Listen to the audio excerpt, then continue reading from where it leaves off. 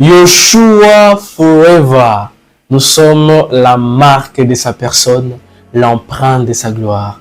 C'est encore votre bien-aimé frère William.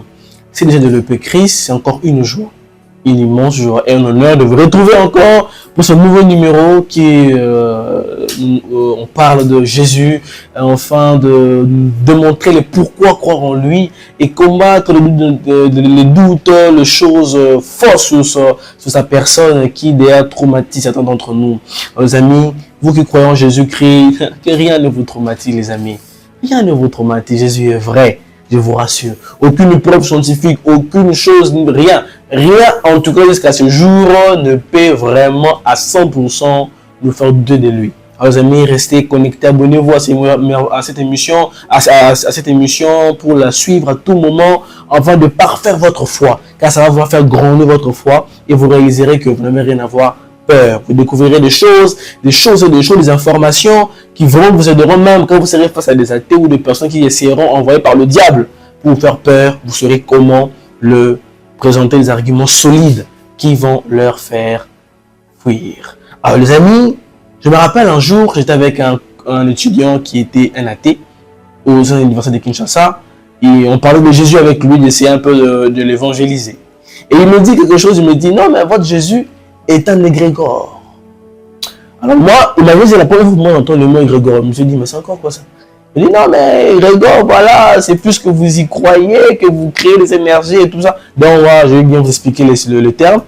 Et automatiquement, sous place, on a essayé d'échanger avec lui sur le sujet et pour nous faire comprendre que Jésus n'était pas un égrégore d'après ses explications. Alors, et de la même manière que je crois que vous pouvez aussi être face à des gens comme ça qui peuvent vous dire que Jésus était un égrégore. Voilà pourquoi nous allons parler que Jésus-Christ n'est pas une énergie égrégore.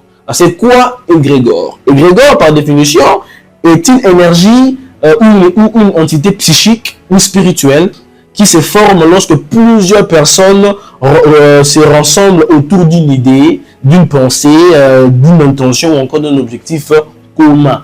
Donc, autrement, quand on parle d'égrégore, c'est quelque chose qui n'existe pas en vrai. Donc, quelque chose que, vu que les gens y croient, ils se sont rassemblés, ils ont réuni leurs pensées, ils ont réuni leurs intentions par des rituels, et maintenant, il faut exister quelque chose d'après leur volonté.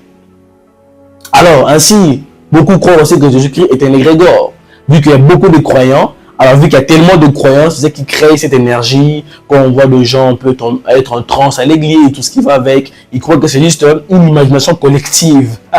Les amis, on va aujourd'hui démonter cela, faire comprendre aux gens que c'est faux. Jésus-Christ n'est pas un égrégore. Comment? Déjà, il y a deux choses fondamentales qui nous permet de caractériser quelque chose d'un égrégore ou bien d'une énergie ou entité quelconque. La première des choses, c'est que un égrégore est créé par la masse. Donc, il ne peut pas exister de par lui-même. Un égrégore n'existe pas de par lui-même. C'est quand les gens se rassemblent, se réunissent et ils font des rituels, des incantations, de concentration psychologique et puis ils le créent. Deuxième chose, que l'égrégore ne vient pas imposer sa volonté à ceux qui l'invoquent, mais l'égrégore vient se soumettre à la volonté de ceux qui l'ont invoqué. Parce qu'en réalité, l'égrégore n'a pas de conscience, n'a pas de volonté. C'est un esprit conçu par le gens, un esprit, une entité. Il y a tellement d'explications là-dessus, mais du moins ce qui est résumant à comprendre, c'est que cet esprit-là que vous allez faire naître sera soumis à votre volonté. Alors, de par ces éléments, est-ce que vraiment Jésus est un égrégore? Les amis, non! Jésus n'est pas un égrégore. Parce que d'abord, la première des choses, Jésus n'a pas besoin de la masse pour exister. Parce qu'avant même que nous puissions être lui, il fut. Ce jour-là, il dit aux pharisiens et qui le suivaient, qui lui disaient, voilà, dis-nous, qui es-tu et tout ça. Jésus leur répond, hein, avant qu'Abraham fût, moi, je suis. Donc, il a été, avant même que l'existence ne soit existée. Si je peux le dire comme ça, les amis. Donc, il n'a pas besoin des hommes pour se faire Seigneur. Il n'a pas besoin de la masse de gens pour se faire Seigneur. Alors, on va les comprendre de plusieurs manières. Par exemple, quand on lit, les amis, en Luc chapitre 19, verset 40 Luc 19, verset 40. Jésus nous dit ceci. Je lis. Et il répondit, je vous l'ai dit, s'ils se taisent, le pierre crieront. Là, Jésus répondait aux personnes qui étaient en train de lui dire, non, calme les gens qui font du bruit en train de te célébrer. Ils font assez de bruit, calme-les. Jésus leur dit, si elles se taisent, le pierre crieront. Ça veut dire que même toute la terre s'est décidée en consensus, on ne priera plus Jésus. Mes amis, vu qu'il n'est pas un égrégore, vu qu'il ne dépend pas de la masse pour être Seigneur, même les pierres vont s'élever, vont les célébrer. Même les plantes vont les s'élever pour les célébrer. Because il n'a pas besoin des hommes pour être Dieu, pour être celui qu'il est. Voilà pourquoi on l'appelle Elohim aussi. Parce qu'Elohim, qui signifie quoi? Le Dieu qui se suffit par lui-même. Il n'y a pas besoin d'une population pour être Dieu. Alléluia. Et on va encore le découvrir. Donc on lira Matthieu 18, verset 20. Les amis, lisons ensemble. Matthieu chapitre 18, verset 20. Qu'est-ce que la parole de Dieu nous dit? Elle nous dit ceci. Je vous dis encore que si deux d'entre vous s'accordent sur la terre pour une chose quelconque, elle leur sera accordée par mon Père qui est dans les cieux. Verset 20. Car là où deux ou trois sont assemblés à mon nom, je suis au milieu d'eux. Ça, c'est important. C'est fort d'ailleurs. Jésus a dit, et là où deux ou trois sont réunis à mon nom, je suis au milieu d'eux. Alors, ça veut dire que quand les gens se réunissent pour prier le Seigneur, il est au milieu d'eux. Il vient par sa volonté. Il dit, je suis au milieu d'eux. Alors, quand il dit que je suis au milieu d'eux, c'est comme il ne peut pas l'être aussi. Parce qu'en réalité, il vient par sa volonté. Mais il n'est pas obligé d'être là parce que vous, par vos intentions psychiques ou psychologiques, vous allez le faire invoquer. Non, il viendra par sa volonté d'être là. Alléluia. Alléluia. Mais ce n'est pas une formule magique. Il dit là où deux ou trois sont dans mon nom, je suis au milieu d'eux. Donc quand il dit je suis, c'est le signe de la volonté. Donc comme on peut, comme on ne peut pas l'être. Donc Jésus n'est pas un égrégore de par tout ce que l'on dit déjà. Et quand on va encore développer ensemble 1 Jean chapitre 4 verset 19. Alors là en tout cas, c'est exceptionnel. J'aime beaucoup ces passages. On va lire ensemble avec vous. Nous sommes dans le livre de 1 Jean 4, 19.